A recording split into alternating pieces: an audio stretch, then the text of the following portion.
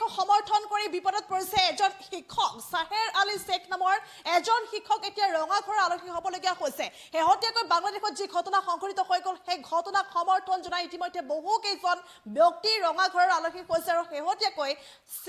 শেহতীয়াকৈ সাহেৰ আলী শেখ নামৰ এজন শিক্ষক এতিয়া বিপদত পৰিছে কাৰাগাৰলৈ প্ৰেৰণ কৰা হৈছে শিক্ষকজনক কিয়নো ভাৰত বিৰোধী পোষ্টত সমৰ্থন কৰিছিল শিক্ষকজনে ভাৰত বিৰোধী পোষ্টত সমৰ্থন কৰিছিল আৰু এইদৰে সম্প্ৰতি আৰক্ষীয়ে এই শিক্ষকজনক কাৰাগাৰলৈ প্ৰেৰণ কৰিছে বুলিও জানিব পৰা গৈছে পুনৰলৈ কৈছো বাংলাদেশক সমৰ্থন কৰি বিপদত পৰিছে এজন শিক্ষকজনৰ নাম ইতিমধ্যে সাহেৰ আলী শেখ বুলি জানিব পৰা গৈছে তামাৰহাট আৰক্ষীয়ে আটক কৰিছে এই শিক্ষকজনক এখন বেচৰকাৰী বিদ্যালয়ৰ শিক্ষক আছিল সাহেৰ আলী শেখ কিন্তু সাহেৰ আলী শেখে ভাৰত বিৰোধী পোষ্টত সমৰ্থন জনাইছিল আৰু যাৰ বাবে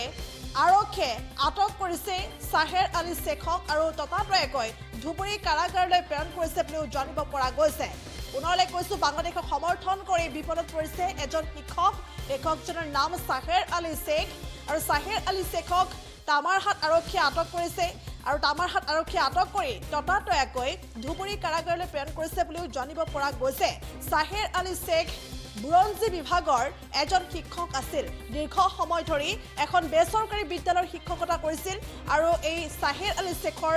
ঘৰ হৈছে তামাৰহাটৰ ভাটিপেটলা গাঁৱত আৰু গতিকে এই সাহেৰ আলী শেখে ভাৰত বিৰোধী পোষ্টক সমৰ্থন জনাই এইদৰে এতিয়া বিপদত পৰা দেখিবলৈ পোৱা গৈছে এহতীয়াকৈ বাংলাদেশত যি ঘটনা সংঘটিত হৈ গ'ল সংখ্যালঘু হিন্দুক নিৰ্যাতন চলোৱা হ'ল সংখ্যালঘু হিন্দু নিৰীহ যুৱকক মৰিয়াই হত্যা কৰা হ'ল কট্টৰপন্থী মুছলমানে মৰিয়াই হত্যা কৰিলে পৰৱৰ্তী সময়ত দীপু চন্দ্ৰ দাসৰ মৃতদেহ গছত ওলমাই কেৰাচিন ঢালি জ্বলাই দিলে এই ধৰণৰ ঘটনা সংঘটিত হ'ল এই পাশবিক ঘটনা সংঘটিত হ'ল বাংলাদেশত আৰু তাৰ পাছতে অমৃত মণ্ডল নামৰ আন এজন যুৱকক হত্যা কৰা হ'ল এই ঘটনাৰ পাছতে এতিয়া সমগ্ৰ দেশ তোলপাৰ লাগিছে সমগ্ৰ দেশ এতিয়া ক্ষোভৰ জুইত জ্বলি উঠিছে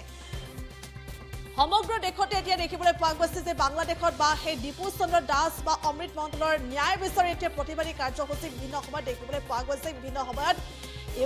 মহম্মদ ইউনুছৰ প্ৰতিকৃতি দাহ কৰা হৈছে প্ৰতিমূৰ্তি দাহ কৰা হৈছে আৰু সমান্তৰালকৈ এই প্ৰতিবাদ অব্যাহত আছে আৰু এই ক্ষোভৰ জুইত এতিয়া সমগ্ৰ দেশ জ্বলি আছে আৰু তাৰ মাজতে দেখিবলৈ পোৱা গৈছে যে বিভিন্ন সময়ত বিভিন্ন ধৰণে